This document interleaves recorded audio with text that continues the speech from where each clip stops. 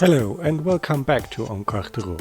It took me quite some time, but I'm finally back with a new video, and after a thorough redesign of the base cubes I finished many new modules, adding several parts of the train tracks and the first parts of a city street. I also added a surprise for you, but more about that later in the video. So let's get started and take a look at all the new stuff.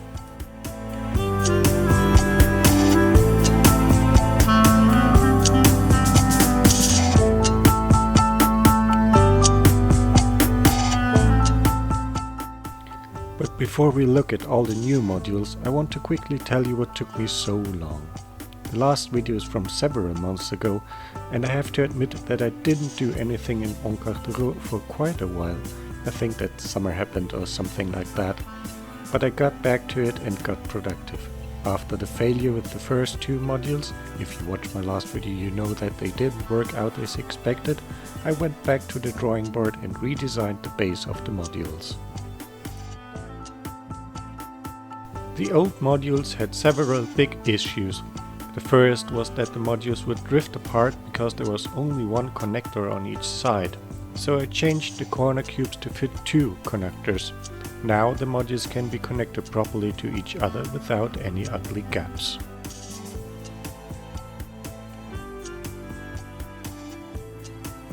The second issue was that the retaining wall at the back of the train tracks was too wobbly and there were big gaps between the sections of wall where the brick wall and the support meet. I solved this by building the base cubes up behind the wall and gluing it to those cubes. This stabilizes the retaining wall and closes the gaps I had before.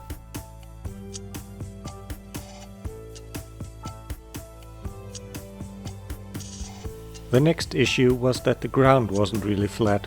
I solved this by building the ground the same way I built the brick part of the retaining wall. By adding stabilizers to the back and a fold to each side, the ground will stay flat and the borders straight. After solving these issues, I rebuilt the first two modules, and I was really happy that this time it worked so well. So I didn't stop and went on and on and on to build 3 more modules.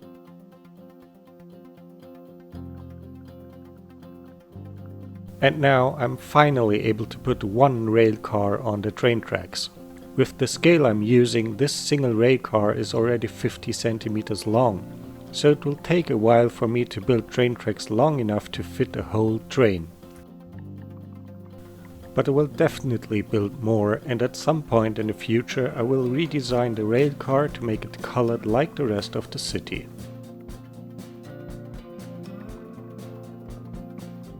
Above the train tracks, supported by the huge retaining wall, is a street, and so far I have built 2 of the needed modules. The third one is almost ready to be built.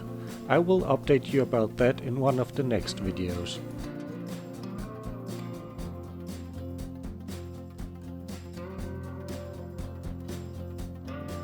The sidewalk overlaps the top of the retaining wall to hide the gap between the modules as much as possible.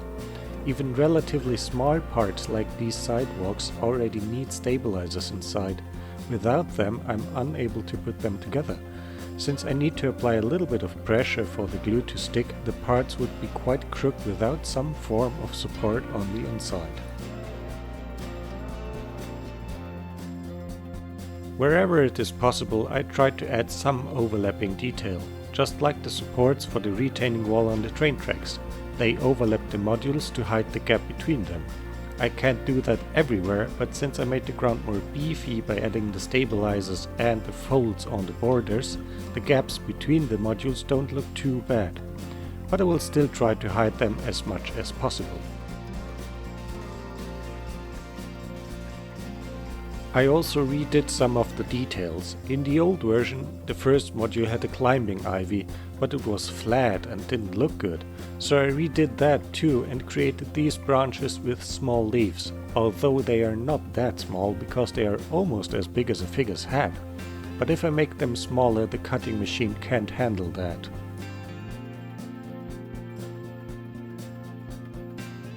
For the third part of the train tracks I wanted to have something a little bit different, so I added an opening and a small tunnel in the retaining wall. The tunnel will be completed with the next street module.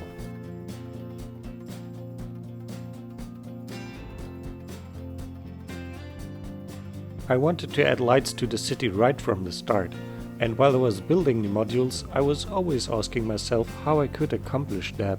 So I decided to dig deeper and get all the necessary parts to make the city enlightened. Many LEDs, cables, Arduinos, lines of code, and some time later the lamps actually work.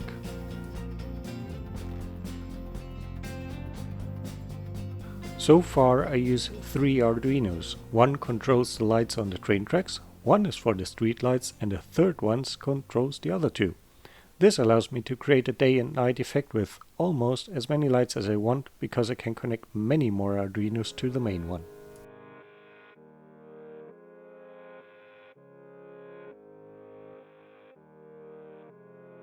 I started planning the area in front of the train tracks, and I'm thinking of adding a bay with a small beach and a lighthouse.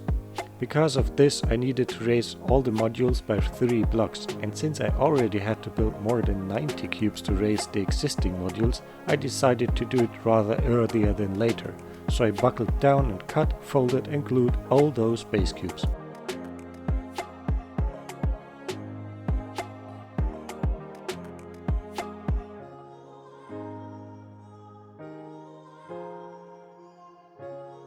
So what's next? I want to finish the 3rd module of the street. Then I have the big task of finishing the first house. The design has come quite far, but there's still a lot missing.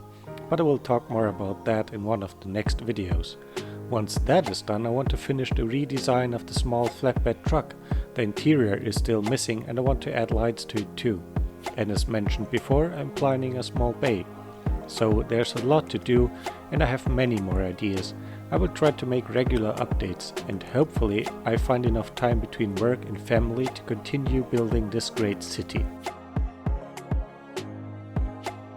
If you enjoyed this video, hit the like button and consider subscribing to my channel. Thank you for watching, and I will be seeing you in the next video.